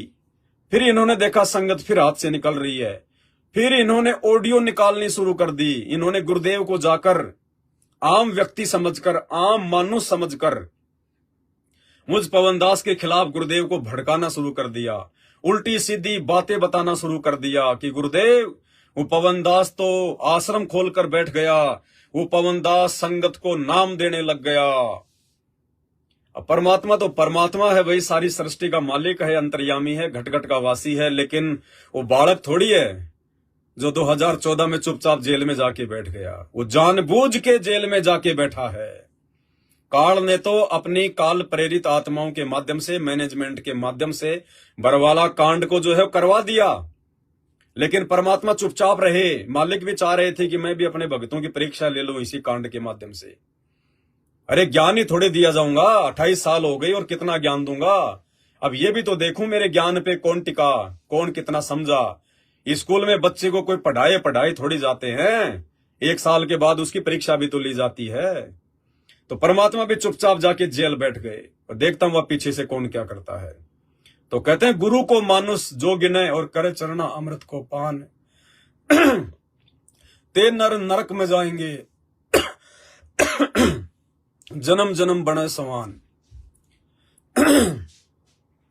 तो सतगुरु रामपाल जी भगवान को मानुष मानकर, उनको मानुष समझकर सतलोक आश्रम मैनेजमेंट हरियाणा वालों ने, गुरुदेव के परिवार वालों ने अपने स्वार्थों के चलते कि पवन दास के पीछे अगर संगत यूं ही चलती गई तो हमारा तो धंधा फेल हो जाएगा, धंधा फेल हो जाएगा हमारा। काल को चिंता हो गई तो इन्होंने संगत को पवन दास के खिलाफ, मुझदास के खिलाफ भड़काना शुरू कर दिया, झूठ बोलना शुरू कर दिया। अरे ये भी नहीं देखा कि सामने भगवान बैठा है, ये जेल में परमात्मा बैठा है। लेकिन भाई और बहनों, हरियाणा में कहावत है कि दीपक के नीचे हमेशा अंधेरा होता है। घर का जोगी जोगना, बाहर का जोगी सिद्ध। तो सतगुरु रामपाल जी भगवान के परिवार वाले, उनके बेटा बेटी, भाई बंधु, रिश्तेदार, जो लोग आश्रम में गुरुदेव भगवान के पास रहा करते थे, वो लोग गुरुदेव भगवान को समझ नहीं पाए, पहचान नहीं पाए, जान नहीं पाए, ज्ञान की तय में नहीं पहुंच पाए। तो इनको चिंता हो गई कि पवन दास तो दिन दोगुना रात चौगुना आगे बढ़ रहा है, संगत हमारे पीछे से निकल रही है, हमारे हाथ से निकल रही है। तो इन्होंने हिसार जेल में जाकर, क्योंकि भाई उनके परिवार वालों की मिलाई होती है, वो लोग जो है मिल सकते हैं, वकील भी उनके परिवार ने कर रखे हैं, हमें तो कोई जेल में जाने नहीं देता। तो वकीलों के माध्यम से मुझ पवन दास की शिकायतें भिजवाई। गुरुजी का कभी बेटा जा रहा है, कभी बेटी जा रही है, कभी गुरुजी के काल लोग की पत्नी अनारो माई जा रही है। गुरुजी पवन दास ने न्यू कर दिया, गुरुजी पवन दास ने न्यू कर दिया, गुरुजी संगत को पवन दास ने तोड़ दिया। सच्ची बात किसी भी माई के लाल ने नहीं बताई कि पवन दास ने गुरुजी बरवाला कांड की पोल खोल के रख दी। गुरुजी, हम लोगों ने आपके साथ में जो धोखा किया था अपनी मूर्खता के चलते, अहंकार में आकर पुलिस वालों के साथ में जो लड़ाई झगड़ा, भगतों को काले कपड़े पहनाकर कमांडो बनाकर करवाया, जिसमें 5 भगत मर गए, जिसका झूठा मुकदमा आपके ऊपर लग गया और भगत तो भगोड़े बन के भाग गए और गुरुजी पकड़े गए और गुरुजी के ऊपर मर्डर का मुकदमा लग गया, जिसमें गुरुजी को आजीवन जो है उम्र कैद की सजा सुना दी गई। ये सच्चाई नहीं बताई उन्होंने, गुरुजी को मानो समझकर, आम व्यक्ति समझकर, अपने धंधे को सुरक्षित रखने के लिए कि संगत हाथ से ना निकल जाए, मुझ पवन दास की बुराई करना शुरू कर दिया। गुरुजी वो नाम देने लग गया, वो गुरुद्रोही हो गया, संगत को तोड़ रहा है, आपकी बुराई करता है। ये नहीं बताया कि गुरुजी वो आपको भगवान बता रहा है। गुरुजी उसने तो आपको भगवान साबित कर दिया, आपको परमात्मा साबित कर दिया। उसने तो भक्तों के अंदर वो दृढ़ता भर दी आपके आशीर्वाद से कि ब्रह्मा विष्णु महेश भी आके उनका बाल बाका नहीं कर सकते। और गुरुजी उन्होंने तो हमारा धंधा फैल कर दिया। बरवाला कांड में हमने जो कुकर्म किए, हमने जो अज्ञानता और मूर्खता का परिचय दिया, गुरुजी उसने तो पाखंड की फोल खोल के रख दी। ये नहीं बताया, उल्टी मार्केटिंग कर दी मेरी। अब भगवान तो भगवान है, सबका बाप है, पता तो है ही बाहर क्या चल रहा है, क्या नहीं हो रहा। अंतर्यामी एक तुम, आत्म के आधार, जो तुम छोड़ो हाथ तो वही कौन उतारे पार। लेकिन बाप है, जब वो परीक्षा लेता है तो परीक्षा भी ढंग से लेता है। अगर ज्ञान ढंग से दिया तो परीक्षा भी ढंग से लेगा। वो भगवान अपने मुंह से नहीं कहता किसी को भी कि तू गलत है। अगर भगवान ये कह दे अपने परिवार वालों को जो कि जन्म से ही गलत हैं, अगर गुरुजी अपने बेटा बेटी, भाई बंधु, रिश्तेदार, उन कोऑर्डिनेटरों को कह दे कि नालायको तुम्हारी औकात तो मुझे पहले पता चल गई थी। अरे गधो, मेरे रहते सहते काल कभी मेरे बच्चों को मार सकता है क्या सतलोक आश्रम में? क्या कभी काल भगवान के आश्रम को कभी उजाड़ सकता है क्या? लेकिन मैंने उसको उजड़ने दिया क्योंकि तुम लोगों ने अति पार कर दी। तुम लोगों ने आश्रम में कुकर्म करने शुरू कर दिए थे माता बहनों के साथ में। तुम लोग मुझे परमात्मा नहीं मानते थे, मुझे भगवान नहीं मानते थे, जिस कारण से तुम्हारे को ये झटका देना था। तुम काल प्रेरित आत्माओं को अपने से दूर करना था। आने वाले समय में हजारों साल जो मेरी भक्ति चलेगी, मेरा मार्ग चलेगा, तुम जैसे काल के दूतों को, काल के दलालों को, काल के एजेंटों को मुझे मेरे इस मार्ग से दूर करना था, इस गंदगी को मुझे बाहर निकालना था। अगर मैं कह दूं संगत को कि ये मेरे जो परिवार वाले हैं ये गलत हैं, तो मेरी बात संगत इतना यकीन नहीं करेगी, क्योंकि उन्होंने तुम्हारे कुकर्म देखे नहीं है जो तुम साइलेंट में करते हो। इसलिए बरवाला कांड में परमात्मा चुपचाप रहे। और आज भाई बहन, आज आप सबके सामने है कि इस परमात्मा की संगत से गंदी राजनीति किसने करवाई। 2019 में कांग्रेस को वोट और सपोर्ट, और अभी बीजेपी सरकार को वोट और सपोर्ट किसने करवाया? हिसार जेल में बैठे संत रामपाल जी ने, या बाहर उनके काल एजेंटों ने, उनके परिवार वालों ने, इन मैनेजमेंट वालों ने। अरे एक गुंडे की सीबीआई जांच का समर्थन, अंग्रेजी में गैंगस्टर बोलते हैं, हिंदी में उसको गुंडा बोलते हैं। आनंद पाल सिंह जो मर चुका है, राजस्थान का था, पुलिस एनकाउंटर में मारा जा चुका। अरे उस गैंगस्टर की सीबीआई जांच का समर्थन तुम संत रामपाल जी के भक्तों से करवा रहे हो। इसका मतलब संत रामपाल जी भी तो फिर गुंडों के समर्थक हो गए। अगर संत रामपाल जी का नाम लेके उनका परिवार गैंगस्टरों की सीबीआई जांच का समर्थन करवा रहा है, तो इसका मतलब उनकी नजरों में संत रामपाल जी भी गुंडों के समर्थक हैं। अजमेर में राजपूत करनी सेना की रैली में 5 लाख रुपए सुखदेव सिंह गोगा मेडी को दिए जाते हैं। इसका मतलब संत रामपाल जी तो गुंडों का समर्थन करते हैं। वो देख रहा था बैठा बैठा कि ये क्या गुल खिला रहे हैं। परीक्षा चल रही थी ये संगत की कि कौन इनके झांसे में आएगा और कौन मेरे ज्ञान को आधार बनाएगा। कौन ये विचार करेगा कि संत रामपाल जी ने, मेरे गुरुदेव भगवान ने 28 साल में कब उन्होंने गैंगस्टरों की सीबीआई जांच का समर्थन किया। अरे हरियाणा में तो राजस्थान से ज्यादा गुंडे हैं, राजस्थान से ज्यादा गैंगस्टर हैं, माफिया हैं। तो 28 साल से संत रामपाल जी ने कभी किसी गुंडे का, किसी गैंगस्टर का समर्थन किया क्या? अरे भक्तों के दान का पैसा दे दे के कभी उनका समर्थन किया का? तो वो भगवान, वो अंतर्यामी, वो जेल में बैठकर देख रहा था कि देखता हूं ये काल कितना नीचे गिराता है मेरे परिवार को, और मेरे परिवार के झांसे में आकर कितने लोग मेरे मार्ग से दूर होते हैं, अर्थात मर्यादाओं को तोड़ते हैं। सब देख रहा था मालिक। तो इन्होंने सच्चाई नहीं बताई, पवन दास की उल्टी मार्केटिंग करनी शुरू कर दी। परमात्मा भी देख रहा था, भैया कर लो, जो मेरा है वो तो टूटेगा नहीं, और जो काल का है उसकी मुझे आवश्यकता नहीं है। तो इस पवन दास को, इस कुत्ते को 8 साल से इन्होंने मेरी वो दुर्गति करी है, इन्होंने मुझे वो दुख और दर्द दिया है, इन्होंने मुझे इतनी मार लगाई है, इतना मुझे पीटा है, इतना मुझे इन्होंने संगत से बेइज्जत किया है। भाई और बहनों, जिस भगवान के प्रति नाम दीक्षा लेने के बाद मैं तन मन धन से समर्पित हो गया था, मेरे जीवन का, मेरे गुरुदेव की भक्ति और सेवा के अलावा दूसरा कोई मकसद नहीं था ज्ञान समझ में आने के बाद, उस भगवान का नाम ले लेके और मुझे गुरुद्रोही घोषित कर दिया जाता है। उस भगवान से मुझे कहलवा दिया जाता है कि तू गुरुद्रोही है, तू गंदी नाले का कीड़ा है, इसको संगत से बाहर कर दो, बेदखल कर दो। अगर वो भगवान अपने ऐसे भगत को इस प्रकार के वचन कहे, तो सोचो भाई और बहनों, जो भगत उसी भगवान को समर्पित है पूरी तरह से, उस भगत का क्या होगा।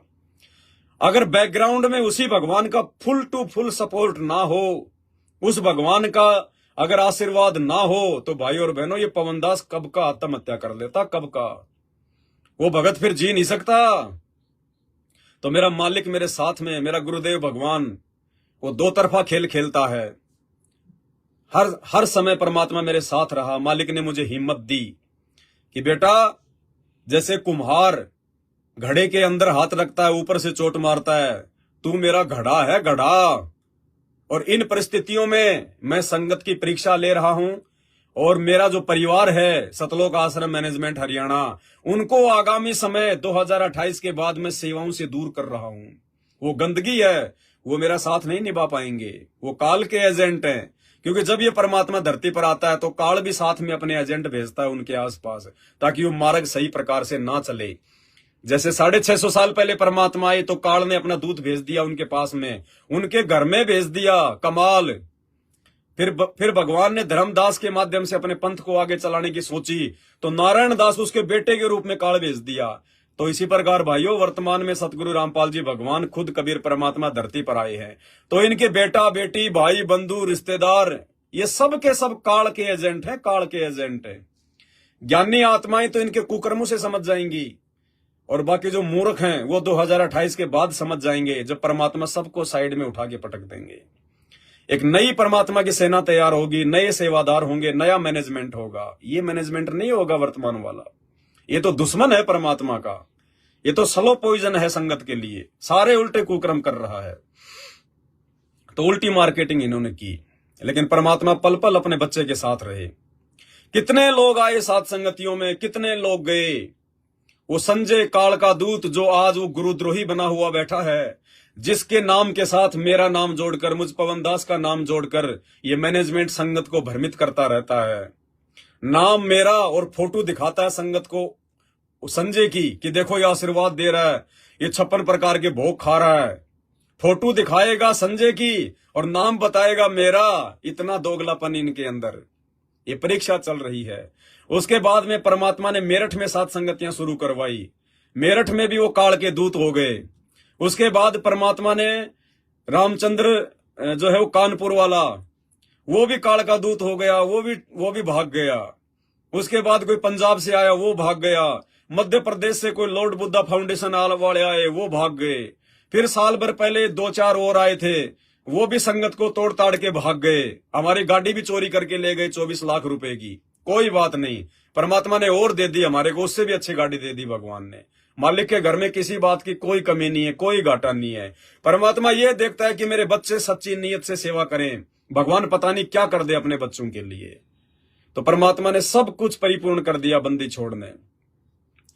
मालिक ने इतनी दया कर रखी है इस दास के ऊपर, इस गधे के ऊपर इतनी दया कर रखी है भगवान ने। आज एक जिला कलेक्टर भी इतने आराम से इतनी जो है वो नहीं रहता। एक जिला कलेक्टर को भी दिन में 10-12 घंटे काम करना पड़ता है, तब जाके उसको लाखों की सैलरी मिलती है। इस कुत्ते पर, अपने भगत पर, और वो भगवान तो सब पे करना चाहता है, सब पे। परमात्मा का विधान है, जो पतिव्रता पद पे आ जाएगा, जो अपने गुरु को भगवान मान लेगा, जो अपने दिलो दिमाग से, मन कर्म वचन से छल कपट को निकाल देगा, जो अपने मन से लोभ लालच और स्वार्थों को निकाल देगा, परमात्मा तो सबको राजा का जीवन देगा। राजा का जीवन इसी जीवन में। अरे अगर सतगुरु रामपाल जी भगवान के भगत अगर खुश नहीं होंगे, सुखी नहीं होंगे, धन धान्य से परिपूर्ण नहीं होंगे, तो कौन होगा। लेकिन जो लोग नहीं हो पा रहे हैं, अभी उनमें कमियां हैं, तो वो लोग अपनी कमियों को देखे कि क्या कमी है। दूसरों के सुखों को देखकर जलो मत भाई, ईर्ष्या मत करो, और नीचे जाओगे, और नीचे जाओगे। तो इस पवनदास को परमात्मा ने संगत में एक उदाहरण बताया, एक मालिक ने एक एग्जाम्पल बनाया। 650 साल पहले परमात्मा ने 64 लाख भक्तों की परीक्षा लेने के लिए एक वेश्या को निमित्त बनाया, गणिका बहन को निमित्त बनाया। और वर्तमान इस कलयुग की बिचली पीढ़ी में संगत की परीक्षा लेने के लिए परमात्मा ने इस पवन दास को निमित्त बनाया है। इस पवन कुत्ते को खड़ा किया है संगत की परीक्षा के लिए। और ये लाखों की संगत है। अरे सतगुरु रामपाल जी भगवान को तो क्या जानेगी ये संगत, क्या पहचानेगी ये संगत। इस भगवान की पहचान 24 घंटे कान के मोबाइल लगा के सत्संग सुनने से नहीं होती है। इस भगवान की पहचान पिछले संस्कारों से और वर्तमान में उनके आशीर्वाद से होती है। अरे जो संगत अपने जैसे एक जीव को नहीं समझ पा रही, मेरे हजारों के तादाद में वीडियो संगत में जा चुके हैं। फेसबुक पर मेरा पेज है पवन दास इज लाइव, हजारों वीडियो संगत देख चुकी है। उसके बावजूद संगत अपने जैसे 2 कोटि के जीव की पहचान नहीं कर पा रही, इस पवन दास को नहीं पहचान पा रही, तो अपने भगवान को क्या खाक पहचानेगी। अरे ये लाखों की संगत एक गुरुद्रोही की परिभाषा को नहीं पहचान पा रही, और जिस भगवान पर देशद्रोह की परिभाषा लगी हुई है, धारा लगी हुई है, उसको ये मूर्ख संगत क्या समझेगी, जिंदगी में नहीं समझेगी। भगवान को पहचानने से पहले उसके भगत को पहचानो, उसके भगत को जानो। पहले साथ संगति के वीडियो देखो, उसके बाद वो भगवान पहचान में आएगा। तुम्हारे मन में तो राग द्वेष ईर्ष्या छल कपट भरा पड़ा है, तुम्हारी बुद्धि काल ने ऑफ कर रखी है। और ऐसी नीच आत्माओं के पास में गुरुदेव भगवान 1 सेकंड भी नहीं रुकते, 1 सेकंड भी।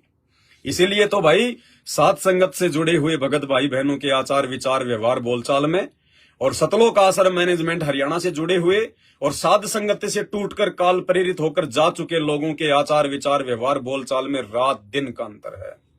तो भाई और बहनों, मेरा कहने का मतलब सिर्फ इतना है, आने वाले समय में जब गुरुदेव जेल से बाहर आ जाएंगे उस समय तो सब कुछ क्लियर हो ही जाएगा कि ये परमात्मा की लीला चल रही है, ये परीक्षा चल रही है संगत की। लेकिन उस समय उन लोगों का किसी भी प्रकार से कोई भी बचाव नहीं हो पाएगा। वो लोग परमात्मा के हृदय में जगह नहीं बना पाएंगे जो लोग वर्तमान में साथ संगति से जुड़कर इस पूरे खेल को नहीं समझ पाएंगे। तो काल हर प्रकार से कोशिश करेगा साथ संगत से जुड़े हुए भाई बहनों को तोड़ने की, और इसीलिए परमात्मा ने इस पवन दास को निमित्त बनाया है कि दास हर संभव, हर पॉइंट पे, हर विषय पर अपने भगत भाई बहनों को लाइव आकर या वीडियो बनाकर हमेशा समझाता रहता है। और जो दृढ़ आत्माएं हैं जिनकी समझ में आ चुकी है, उन आत्माओं को कोई दूसरा व्यक्ति भ्रमित नहीं कर सकता किसी भी प्रकार से, किसी भी तरह से। तो ऐसे ही जो रामचंद्र जी हैं कानपुर वाले, अब वो क्या करते हैं, ये लोग ये घटिया नीतियां अपनाते हैं। इनके पास और तो कोई चारा है नहीं, लोग इनसे जुड़ते नहीं। हमारे वीडियो देख देख के राग द्वेष ईर्ष्या में ये जो है मतलब जलते जा रहे हैं। तो ये क्या करते हैं, हम लोग व्हाट्सएप के जो ग्रुप बना रखे हैं 2 4 5 जिनमें हजारों भाई बहन जुड़े हुए हैं, तो ये क्या करते हैं, क्योंकि काल के लोग तो ऐसा ही करते हैं, छल कपट का सहारा लेते हैं। उनके पास ऐसा कोई ज्ञान तो है नहीं, ऐसी कोई समझ तो परमात्मा की जो है तरफ से उनको जो है मिली हुई नहीं है कि वो अपने वचनों से वो परमात्मा के ज्ञान के ऊपर साध संगतियां करके संगत को जो है वो प्रभावित कर सकें। ऐसा उनके पास में कुछ है नहीं, ऐसी कोई योग्यता उनके पास में है नहीं। उनकी वाणी में, उनके शब्द में वो पावर, वो शक्ति भगवान ने दी नहीं, तो वो छल कपट का सहारा लेते हैं। तो व्हाट्सएप के ग्रुपों में जुड़ के साध संगति का लोगो लगा के और व्हाट्सएप के ग्रुपों में जुड़कर फिर सारे नंबर निकालेंगे, अपनी आंखें खराब करेंगे, अपना समय बर्बाद करते हैं बैठ के। 1-2 दिन में हजारों नंबर अपने मोबाइल में टाइप करेंगे, फिर नया ग्रुप बनाएंगे मुझ पवन दास के नाम से, साध संगति के नाम से व्हाट्सएप पे नया ग्रुप बनाएंगे। उन सभी भाई बहनों को उस ग्रुप में जोड़ेंगे और फिर उनका एक ही मकसद होता है कि पवन दास के खिलाफ झूठ साच पेश करो, ऑडियो वीडियो पवन दास के खिलाफ झूठे साचे लिख लिख के और लोगों को भ्रमित करो। भाई देखो, मैं बहुत बार ये क्लियर कर चुका हूं, आप लोगों का समय भी बहुत ज्यादा कीमती होता है, इसलिए मैं ज्यादा समय आपका भी बर्बाद नहीं करता हूं परमात्मा की ज्ञान चर्चा के अलावा। देखो, मुझे इन बातों से कोई फर्क नहीं पड़ता है। 1-2 भगत भाई बहन होते हैं जो नए नए साथ संगति से जुड़ते हैं, जो उन लोगों की काल प्रेरित हरकतों के विषय में वो पहले से वो परिचित नहीं होते हैं। वो दास के पास में भेज देते हैं कि भगत जी ये कोई निकम्मा आदमी है, पता नहीं हमें व्हाट्सएप के ग्रुपों में जोड़ के फालतू की बकवाद भेज रहा है। तो भाई देखो, एक चीज मैं क्लियर करना चाहता हूं और बार बार मैं क्लियर भी कर चुका हूं। भाई देखो, मुझे भगवान ने जिस काम के लिए खड़ा किया है वो काम है ज्ञान आधार से भगत भाई बहनों से साध संगति के माध्यम से चर्चा करना, परमात्मा के सत्संगों का निष्कर्ष निकाल के उनके आशीर्वाद से आप भाई बहनों तक पहुंचाना, ताकि हमारी आत्मा जो है दृढ़ हो जाए, गुरुदेव के प्रति हमारा विश्वास दृढ़ होता चला जाए, भक्ति मार्ग में हमारे में दृढ़ता आए, हम किसी और की पूजा पाठ के चक्कर में ना पड़े, हमें कोई भी व्यक्ति मर्यादाओं से दूर ना कर सके। तो दास तो 24 घंटे परमात्मा की इसी सेवा में लगा रहता है। मेरे पास तो फालतू में किसी के ऑडियो वीडियो देखने का समय भी नहीं होता है, और रियलिटी बता रहा हूं आपको, मैं किसी के ऑडियो वीडियो देखता भी नहीं हूं। मुझे फुर्सत ही नहीं अपने भगवान की ऑडियो वीडियो देखने से। अरे मेरे भगवान ने इतना अच्छा ज्ञान दे रखा, इतने अच्छे सत्संग दे रखे हैं, मुझे उनको सुनने से ही फुर्सत नहीं है। मैं दुनिया वालों की बकवाद क्यों सुनूंगा, चाहे भगत हो चाहे जगत हो। तो वो भाई कहते हैं कि भाई हमें इस प्रकार से ग्रुपों में जोड़ रहे हैं। भगत जी ये ग्रुप या आपने बनाया है क्या? भाई ना मैं कोई ग्रुप बनाता, और जो ग्रुप मैंने बना रखे उनमें केवल परमात्मा के ही वीडियो आएंगे, साध संगति के ही वीडियो आएंगे, ज्ञान आधार की बातें आएंगी, उनमें दुनिया भर की बकवाद नहीं आती उनमें। तो ये इस तरह के लोग हैं जो ये छल कपट का सहारा लेते हैं कि देखो ये काल का ये षड्यंत्र होता है, काल की कोशिश होती है, क्योंकि काल तो चाहेगा कि ये मेरा भोजन मेरे हाथ से निकलता जा रहा है। वो हर संभव ये प्रयास करेगा कि छल बल करके कैसे भी करके मैं तोड़ूं। तो भाई जो कच्चे पक्के होंगे वो टूट जाएंगे, जो टूट जाएगा उसके टूटने से मुझ पवन दास को कोई दर्द नहीं, कोई दुख नहीं, कोई तकलीफ नहीं, और जो नहीं टूटेगा वो मुझे अपनी भक्ति नहीं देने वाला। मैं तो केवल अपना शिष्य धर्म अपने गुरुजी के प्रति निभा रहा हूं कि उनकी गैर हाजिरी में उनके ज्ञान का प्रचार करना, उनके ज्ञान का निष्कर्ष निकाल के भगत भाई बहनों तक पहुंचाना, उनको जो है विश्वासी बनाना। बाकी मेरा कोई स्वार्थ नहीं है, चाहे कितने भी टूटो और कितने भी जुड़ो, मैं किसी का हिसाब किताब नहीं रखता। मुझे कोई सेना नहीं जोड़नी है, मैंने कोई आश्रम नहीं बनाना, मुझे मैनेजमेंट वालों की तरह कोई आपसे ज्योति पाठ और दान का पैसा नहीं लेना।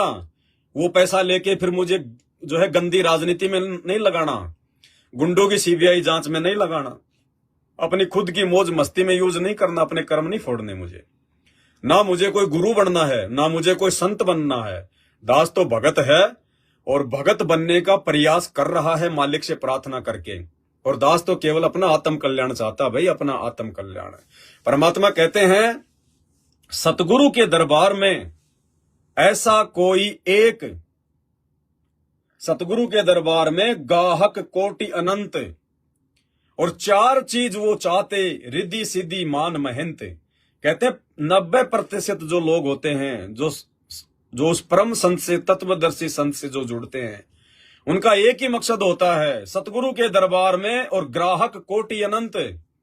4 चीज वो चाहते, रिद्धि सिद्धि मान महंत। मान बढ़ाई, रिद्धि सिद्धि, धन माया, ये संतपणा। कहते हैं वो तो इसीलिए जुड़ते हैं, वो काल के हैं। और कहते हैं सतगुरु के दरबार में फिर ऐसा कोई एक, इन 4 को ठोकर मार के जो चाहे सतगुरु अलेख। इन 4 को ठोकर मार के, ना उसको रिद्धि चाहिए, ना सिद्धि चाहिए, ना मान बढ़ाई चाहिए, ना महंताई चाहिए, ना उसको कोई जो है गुरु पद चाहिए।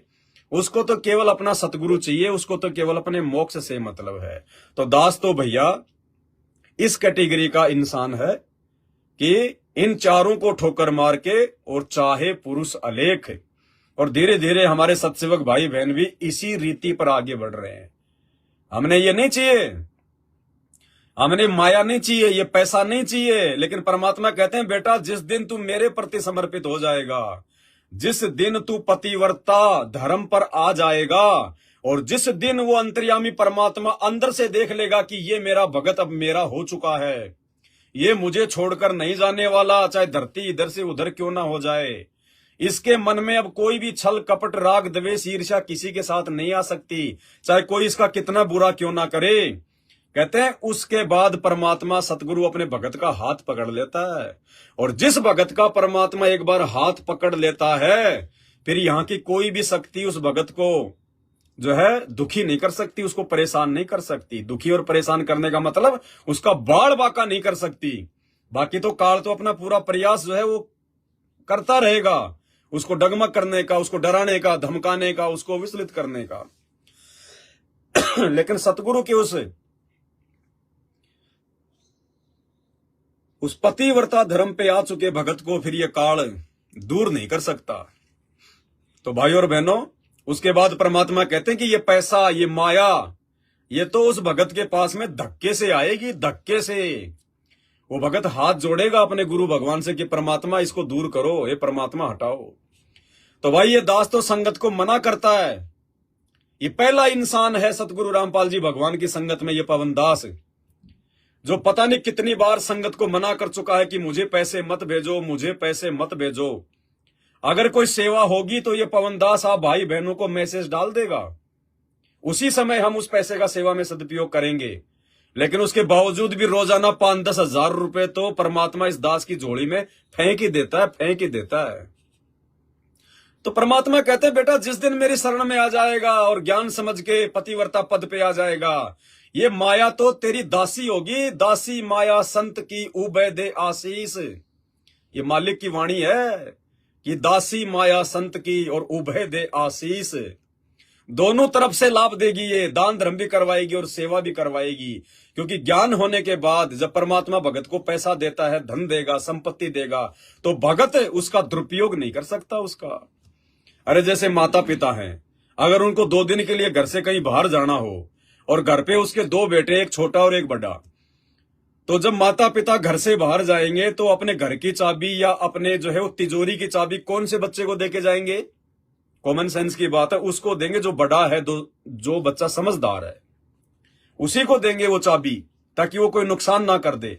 तो इसी प्रकार ये सतगुरु रामपाल जी भगवान, ये सेठों का सेठ, जगत सेठ, सांवल सा सेठ, इस गंदे लोक की धन संपदा की चाबी भी उसी भगत के हाथ में देगा जो भगत उसके ज्ञान को समझ जाएगा, जिसको माया का, पैसों का, संपत्ति का सदुपयोग करना आ जाएगा, उसको देगा परमात्मा।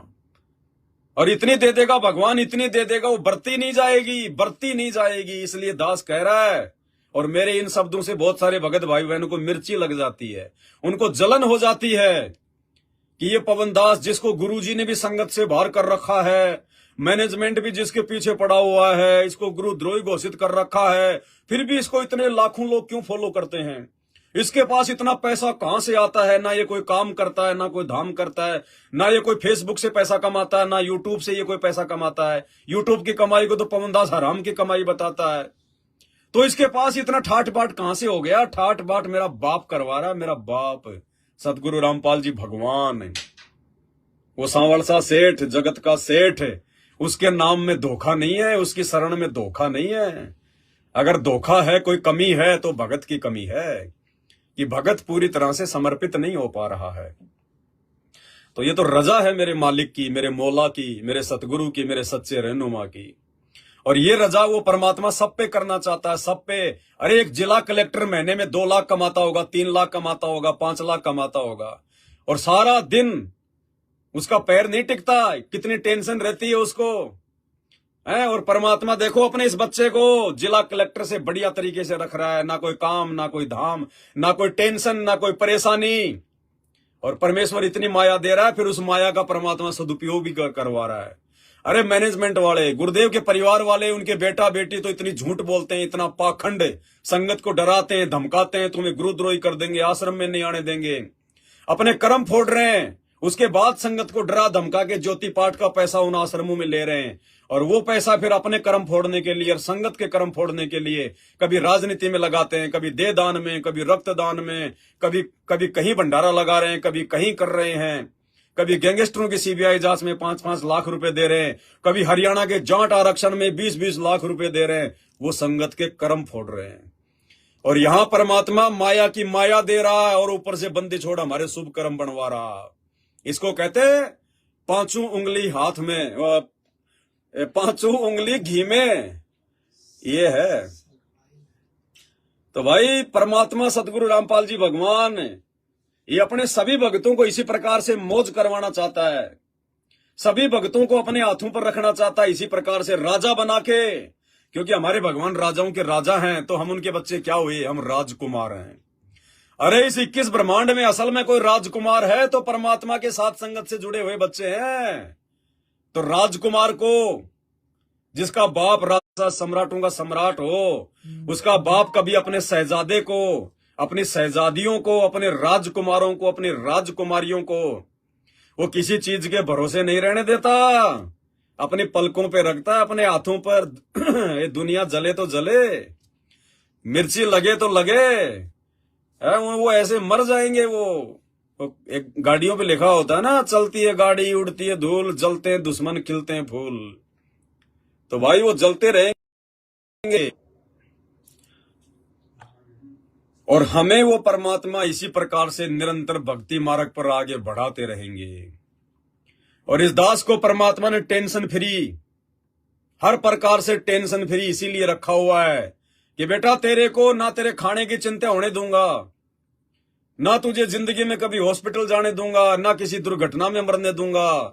तेरा किसी प्रकार से कोई भी व्यक्ति चाहेगा तेरा वो अहित नहीं कर पाएगा, कोई भी जो है तेरा मतलब की बुरा नहीं कर पाएगा तेरा। बस तू मेरी मर्यादा में रहना, और तेरे को जो मैंने टेंशन फ्री छोड़ दिया है, ना तुझे पैसों की चिंता, ना तुझे खाने पीने की चिंता, गाड़ी घोड़े मैंने तेरे को तेरी औकात से बढ़ के दे दिए, मोबाइल सोबाइल हर प्रकार की चीजें। ये देखो भाई और बहनों, परमात्मा की दया है, लेकिन मालिक को पता है कि मेरा बच्चा इनका सदुपयोग करेगा। जिस मोबाइल से दास लाइव आ रहा है, परमात्मा ने एप्पल का लेटेस्ट फोन दिलवा रखा है, साथ में ये S24 सैमसंग का सबसे ऊंचा फोन 1.5 लाख का, साथ में ये वन प्लस का 12 प्रो मैक्स सबसे हाई फाई, वीवो का सबसे हाई फाई। अरे कितने परमात्मा ने दे रखे हैं, लेकिन इनका सदुपयोग करता है दास। इन चारों फोनों में दिन रात परमात्मा की सेवा चलती है। दास के बच्चों को परमात्मा ने आईफोन दिलवा रखे, डेढ़ जो मतलब लाख रुपए के, लेकिन मौज मस्ती के लिए नहीं दे रखे। वो बच्चे सेवा करते हैं उसमें परमात्मा की। दास जितने भी वीडियो बनाता उनको एडिट करना, 2-2 लाख रुपए के लैपटॉप दे रखे हैं, एलईडी बोर्ड दे रखा है परमात्मा ने 3-3 लाख रुपए का, 30-30 लाख रुपए की दास को भगवान ने जमल की गाड़ी दे रखी है। क्यों? किसी को ठगा नहीं, किसी को लूटा नहीं, झूठ बोल के नहीं लेते, परमात्मा दिलवाता है। अरे मैनेजमेंट वालों ने मुकदमा करके हमारे मोबाइल छीन लिए, पहले हमारी 24 लाख की टाटा सफारी गाड़ी छीन ली, और मैनेजमेंट वाले हमारे 10 लाख रुपए ले गए उठा के, जिस भगत को मैंने दिए हुए थे, जो बंबई का था रामदास, गद्दारी करके 10 लाख रुपए ले गया। वो पता नहीं अपना धंधा खोल लिया उसने, क्या कर लिया। और जैसे दास जेल से बाहर आया, परमात्मा के बच्चों ने हाथ खुले कर दिए, भगत जी टेंशन नहीं लेने का। कोई 5 लाख रुपए का चेक दे रहा है, कोई 10 लाख रुपए का चेक दे रहा है, कोई लाख रुपए दे रहा है, कोई 50,000 रुपए डाल रहा है। परमात्मा की दया, बंदी छोड़ की दया। मालिक कहते हैं आप पे आवे रत्न बराबर और मांगिया आवे लोहा। तो बिना मांगे देता है परमात्मा अपने बच्चे को, बिना मांगे राजा की तरह रखता है परमात्मा। क्यों? क्योंकि परमात्मा ने देख लिया कि ये मेरा राजकुमार है, ये मेरे प्रति समर्पित हो चुका है। धरती इधर से उधर हो जाएगी, लेकिन मेरा ये बच्चा मेरे से दूर नहीं हो सकता। अपने भगत भाई बहनों को ये कुशिक्षा नहीं दे सकता। अपने स्वार्थ के लिए ये पवन दास अपने भगत भाई बहनों को ठग नहीं सकता। ये झूठ नहीं बोलेगा, छल कपट नहीं करेगा। और इस पवन दास को कोई टेंशन नहीं है, कोई चिंता नहीं है। आज अगर भगवान इसको राजा की तरह रख रहा है, और कल को यदि भगवान इसकी परीक्षा लेने के लिए अगर इसका रोड पे सामान पटक देगा, तो उस समय भी ये रंका बंका की तरह भगवान की महिमा करेगा। वो झोपड़ी जल गई तो जल गई, झोपड़ी की चिंता नहीं करेगा। ये रोड पर भी बैठ के भगवान की साथ संगति करेगा, मोबाइल में लाइव आके भाई बहनों को समझाएगा, अपनी दुख तकलीफ नहीं रोएगा। इसलिए भाई वो अंतर्यामी भगवान है, समर्पित हो जाओ उसके प्रति। और ये तो कुछ नहीं, जब उस भगवान ने ये दुनिया वालों को, हमें तो दे क्या दिया, हमें पास तो है ही क्या, हमारी औकात से बढ़कर दे दिया जो भी है वो। अरे ये दुनिया वाले जिनकी अरबों खरबों की संपत्ति है, 10-10 लाख करोड़ की जिनकी संपत्ति है, जो भगवान के नजदीक भी नहीं है, अगले जन्म में जो गधे कुत्ते सुअर बनने की तैयारी कर रहे हैं, दिन रात अपने वो कर्म फोड़ रहे हैं, 100-100 करोड़ रुपए जो अपने बच्चों की शादियों में बर्बाद कर रहे हैं, अगले जन्म में जो 84 लाख योनियों में जाना है जिनको, उनको भी तो भगवान दे रहा है। उनको कौन दे रहा है? उनका बाप दादा दे रहा है क्या? अरे उनको भी तो उनके पिछले जन्मों की भक्ति के कारण वो परमात्मा सदगुरु रामपाल जी भगवान ही दे रहा है। तो जब परमात्मा उन ज्ञानहीन जगत वालों को दे रहा है, अरबों खरबों दे रहा है, तो अपने भक्ति करने वाले बच्चों के लिए परमात्मा कोई कमी छोड़ेगा क्या? इसलिए दास की विनती है, दास की प्रार्थना है, मुझ पवन दास से ईर्ष्या करने का मतलब है सतगुरु रामपाल जी भगवान से दूर होना। ये नोट कर लेना भाई। दास बहुत पहले से बोलता आ रहा है, और उसके बावजूद भी जिन जिन लोगों ने मुझ पवन दास के साथ में राग द्वेष ईर्ष्या की है, आज वो ना घर के है ना घाट के, धोबी के कुत्ते बन के बैठे हुए हैं। आज वो रामचंद्र की तरह सिर्फ वो चिल्लाने में लगे रहते हैं, लेकिन बिगाड़ कुछ नहीं पाते, कर कुछ नहीं पाते, और ना कुछ कर पाएंगे। वो चिल्ला चिल्ला कर ही जो है वो मर जाएंगे।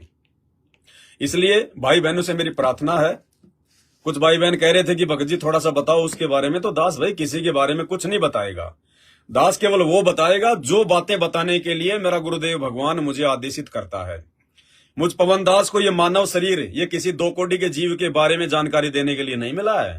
ये फालतू के लोगों की लाइव आके भगवान ने जो साधन दिए मोबाइल, ये भगवान की सेवा के लिए, उन फालतू के लोगों की चर्चा के लिए नहीं है भाई। इसलिए भाई और बहनों, जिसने टिकना है टिको, जिसने नहीं टिकना वो चाहे आज ही जाओ छोड़ छाड़ के। पवन दास तो 8 साल से यही कहता आया है, भैया मुझे किसी की आवश्यकता नहीं है, मुझे भगवान मिल गया, भक्ति मिल गई, मैं तो अपना शिष्य धर्म निभा रहा हूं, आप भाई बहनों के साथ मिल बैठ के साथ संगति करके। बाकी मेरा कोई स्वार्थ नहीं है, मुझे कोई लोभ नहीं है, मुझे कोई लालच नहीं है, ना मुझे कोई गुरु बनना, ना मुझे कोई आश्रम खोलना, कुछ नहीं करना। आज भगवान अगर राजा की तरह रख रहा है तो राजा की तरह रह रहा हूं, लेकिन अपना धर्म, अपनी भक्ति, अपनी सेवा नहीं भूल रहा। और कल को भगवान अगर रोड पे रखेगा तो ये दास रोड पर भी आपको इतना ही जो अमल की प्रसन्न जो है वो नजर आएगा, इतना ही आपको जो है वो खुश नजर आएगा। जो राखूं त्यो ही रहूं हमरा के चारा, और खाने जाद खरीद हूं, ये सतगुरु मैं गुलाम तुम्हारा। दास के तो ये भाव है, ये भाव रहेंगे भाई। और जो भगत, जो व्यक्ति अपने आप को इस प्रकार से ज्ञान आधार से अपने गुरुदेव के रंग में रंग लेता है, फिर परमात्मा उसको रोड पे नहीं आने देता। परमात्मा तो उसको दिन ब दिन ऊपर ही ऊपर, ऊपर ही ऊपर, ऊपर ही ऊपर। तो भाई और बहनों, ये ज्ञान आधार की भक्ति है। और ये राग द्वेष ईर्ष्या करना ये काल का षड्यंत्र है। ये काल तुम्हारे कर्म फुड़वा रहा है मुझ पवनदास से ईर्ष्या करवा के। वरना इन ऑडियो वीडियो को देखो जो साथ संगति में बन रहे हैं, ये कौन बना सकता है भगवान के आशीर्वाद के बिना। ये सतगुरु रामपाल जी भगवान के आशीर्वाद के बिना तुम्हारा बॉलीवुड का, हॉलीवुड का अरबों खरबों रुपए लगा के भी ये वीडियो नहीं बना सकता। वो बकवाद बना सकते हैं, वो तड़क भड़क नंगे गाने, नंगी फोटोएं, उल्टे सीधे ड्रामे बाजी, दुनिया को बर्बाद कर सकते हैं वो लोग फिल्मों के नाम पे। ये साध संगति के जो वीडियो बन रहे हैं ज्ञान आधार से, जो आत्मा की खुराक है, वो तो मन की खुराक है, और ये साध संगति की वीडियो आत्मा की खुराक है। एक एक वीडियो अरबों खरबों का है, अरबों खरबों का कीमत नहीं है। 3 लोक भी अगर तोल दो तो भी पवनदास के एक वीडियो के बराबर नहीं है, क्योंकि ये सतगुरु रामपाल जी भगवान के सत्संगों पर आधारित हैं। इस पवनदास के वीडियो सतगुरु रामपाल जी भगवान के सत्संगों पर आधारित हैं। और परमात्मा के सत्संग, चाहे तीनों लोकों की संपत्ति क्यों ना रख दो एक तराजू में, और एक तरफ संत रामपाल जी का 1 घंटे का सत्संग, पासिंग भी नहीं है वो 3 लोक की पूरी संपदा। तो ऐसे सत्संगों पर आधारित है पवनदास के ऑडियो वीडियो संदेश। तो इनकी कोई कीमत नहीं है। आने वाले समय में 2028 के बाद यूट्यूब पर यदि कोई कुछ देखेगा तो या तो संत रामपाल जी के सत्संग देखेगा या फिर इस पवनदास के साथ संगति वाले वीडियो देखेगा, क्योंकि फालतू की बकवाद फिर कोई देखेगा ही नहीं। जो भी देखेगा अपने भगवान से संबंधित देखेगा, और भगवान से संबंधित केवल पवनदास के वीडियो है और कुछ नहीं है। क्योंकि कोई भगत बना ही नहीं रहा ज्ञान आधार से वीडियो। लाखों की संगत है, लाखों की संगत में भगवान ने इस कुत्ते पर दया बख्शी है कि कई हजारों की संख्या में पिछले 8 वर्षों से साथ संगति में ज्ञान आधार से वीडियो बने हैं। क्योंकि ये साथ संगति के वीडियो गुरु जी के ज्ञान पे भगत को जो है दृढ़ करते हैं। ये परमात्मा का एक सुनियोजित एक खेल है, लीला है ये परमात्मा की। तो आने वाले समय में 2028 के बाद, क्योंकि बाकी बकवादे तो सब समाप्त हो ही जाएंगी, 28 तक पूरे दुनिया का नींबू सा निचड़ लेगा, सबको अपनी औकात का पता चल जाएगा, धनवानों को अपनी औकात का पता चल जाएगा, राजनेताओं को अपनी औकात का पता चल जाएगा, बॉलीवुड को, सभी जो बिजनेसमैन है सबको अपनी औकात का पता चल जाएगा। हर प्रकार से इंसान मजबूर हो जाएगा, विवश हो जाएगा संत रामपाल जी को भगवान मानने के लिए। और उसके बाद उनके नियम है, ये फिल्में, TV serial, match, cartoon, Bollywood, Hollywood ये नहीं देखना। तो कौन देखेगा ये बकवादें? ना कोई यूट्यूब पे देखेगा, ना कोई फेसबुक पे देखेगा। तो उसके बाद क्या देखेंगे वो? संत रामपाल जी के सत्संग। और सत्संगों के ऊपर दृढ़ बनाने के लिए साध संगति के वीडियो, और दूसरी कोई चीज नहीं चलेगी। ये नोट कर लेना, ये चीजें आज नोट कर लियो। तो भाई इस पवनदास, इस कुत्ते से, क्योंकि मुझ पर परमात्मा का मेहर है, आशीर्वाद है। दुनिया चाहे मेरी दुश्मन बन जाए, मेरी कितना ही जो है मेरे से नाराज हो जाए, लेकिन मेरे ऊपर सतगुरु राजी है, सतगुरु। और जिसके ऊपर उसका गुरु राजी है, उसका गुरु मेहरबान है, तो दुनिया उसका कुछ नहीं बिगाड़ सकती। अरे काल उसका कुछ नहीं बिगाड़ सकता, तो ये दुनिया तो काल के अधीन है, वो क्या बिगाड़ लेगी। तो भाई पवनदास से राग द्वेष ईर्ष्या करने का मतलब है अपनी कब्र खुद खोदना, अपनी कब्र खोदना।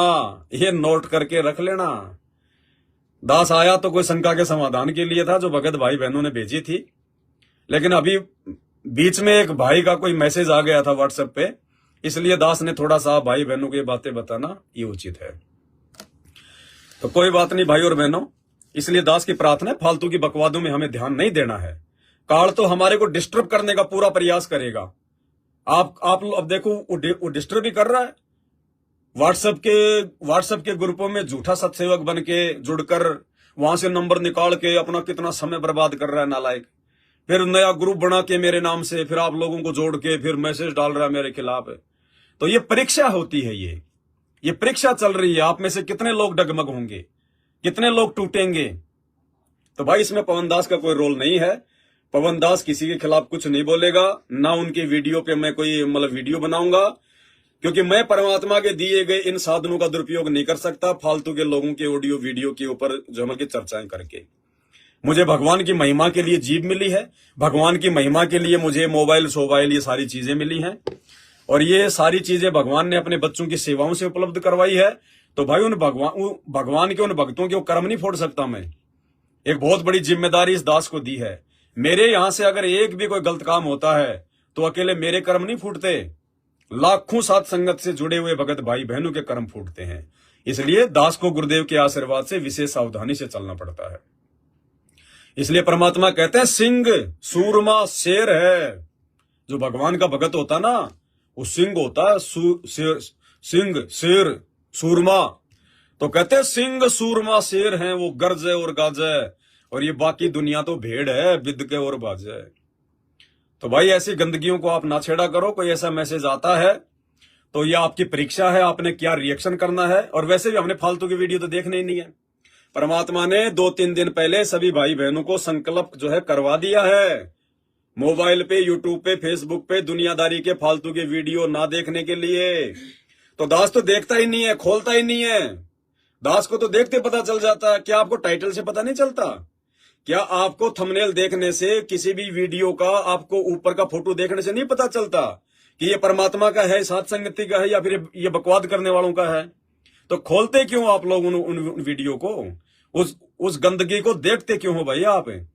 भाई जैसा देखोगे वैसे तुम्हारे विचार होंगे, जैसा देखोगे तुम्हारे वैसे ही विचार होंगे। परमात्मा ने हमें नाम दीक्षा लेने के बाद क्या बताया? कबीर कथा करो करतार की, सुनो कथा करतार, आन कथा सुनिए नहीं कहे कबीर विचार। संत रामपाल जी भगवान जब हमें नाम दीक्षा देते हैं उसके बाद ये वाणी परमात्मा हमें क्यों बताते हैं? मालिक इसलिए बताते हैं कि ये बच्चे अभी नए नए हैं, ज्ञान इनको अभी इतना समझ में आया नहीं है, और बीच में यदि ये किसी दूसरे नकली साधु संतों के ऑडियो वीडियो देखेंगे तो ये भ्रमित हो सकते हैं। इसलिए परमात्मा ने हमें पाबंद किया कि भैया कथा करो करतार की, सुनो कथा करतार, आन कथा सुनिए नहीं। आन यानी किसी और के वीडियो नहीं देखना, किसी और साधु संतों के वो सत्संग नहीं देखना। आन कथा सुनिए नहीं कहे कबीर विचार। तो दास की तो प्रार्थना है, जब आपको भगवान के सत्संग देखने को मिल रहे हैं, ऊपर से आपको पता है कि ये पवन दास क्या कर रहा है, साथ संगति के इतने वीडियो बन चुके हैं, लाइव आते हैं, उसके अलावा दुनिया की गंदगी को देखने में क्या मजा आता आप लोगों को? आपके अंदर वही कुविचार भरे जाएंगे। ये मेमोरी कार्ड है, मेमोरी कार्ड, इसमें जो देखोगे, जो भरोगे, इसमें वही निकलेगा। तो दास तो भाई देखता ही नहीं है, चाहे मेरे को आप किसी का चाहे भेजो ना भेजो। दास तो केवल अपने परमात्मा का सत्संग और सत्संगों को आधार बनाकर गुरुदेव से प्रार्थना करके, सत्संग सुनने से पहले उनको दंडवत करके परमात्मा से प्रार्थना करता हूं, अरदास करता हूं कि परमात्मा इसमें ऐसा कोई पॉइंट दो जिसके ऊपर हम साथ संगति कर सके, हमारा विश्वास आपके चरणों में और अधिक दृढ़ हो। तो दास को तो मेरे भाई अपने गुरुदेव के सत्संग सुनने से और अपने गुरुदेव के सत्संगों के ऊपर ज्ञान आधार से, उन्हीं के द्वारा बख्शी सद्बुद्धि आधार से भाई शंका समाधान की वीडियो बनाने से ही फुर्सत नहीं मिलती। दुनिया की बकवादे देखने में तो भाई कहां इतना समय हमारा। और भाई जो देखेगा वो भ्रमित होगा, वो बिगड़ेगा, वो जाने, उसका काम जाने। मेरी जिम्मेदारी नहीं है। संगत को संभाल के रखना मेरी जिम्मेदारी नहीं है, मेरी ठेकेदारी नहीं है भाई। मैं संगत का ठेकेदार नहीं हूं, मेरे खुद के ठेकेदार मेरे गुरुदेव भगवान है। मैं तुम्हारा कहां से ठेका ले लूंगा? और जिसने संगत का ठेका लिया है वो गधा बनेगा, क्योंकि काल उसके पीछे लगेगा। तो केवल आपका जो शिष्य धर्म है वो निभाओ। प्रथम शिष्य धर्म है अपनी भक्ति करना, और दूसरा उस ज्ञान आधार से अपने भगत भाई बहनों को समझाना, बैठाना, साथ संगति करना। बस दास की ये ड्यूटी है। बाकी भाई मेरे पास मत भेजा करो किसी की भी बकवाद। मैं बकवाद देखता ही नहीं। हमने बकवाद देखना छोड़ दिया साथ संगत वालों ने, और जिसको जैसा समझ में आ रहा है वो वैसा करे, हमें मतलब नहीं है। हमें साथ संगति में कोई भीड़ इकट्ठा नहीं करना है। परमात्मा नहीं चाहता कि साथ संगति में भीड़ इकट्ठी हो, वरना यहां भी वो मैनेजमेंट वाला हाल हो जाएगा। यहां भी मैनेजमेंट वाली वो गंदगी शुरू हो जाएगी जो उन सतलोक आश्रमों में हो रही है। इसलिए भैया साथ संगति में परमात्मा केवल अपने हीरे मोती लाल को ही जोड़कर रखेगा। फालतू का जो कचरा होता है किसी न किसी बहाने परमात्मा उसको निकाल देगा। तो इस प्रकार के फालतू के लोग जो ऑडियो वीडियो भेजते हैं ना, उन ऑडियो वीडियो को देखकर जो कचरा होगा उसके मन में फालतू में शंका पैदा हो जाएगी, और वो निकाल देगा। परमात्मा उसको साथ संगतियों से निकाल देगा और वो कचरे में जाके मिल जाएगा। तो यहाँ तो भाई हीरे मोती लाल चाहिए परमात्मा को, बकवाद करने वाले नहीं चाहिए। तो चलो भाई बहन के शंका पे हम फिर डिस्कस कर लेंगे। आज के वीडियो में केवल इतना ही। बंदी छोड़ सतगुरु रामपाल जी परमेश्वर जी की जय हो।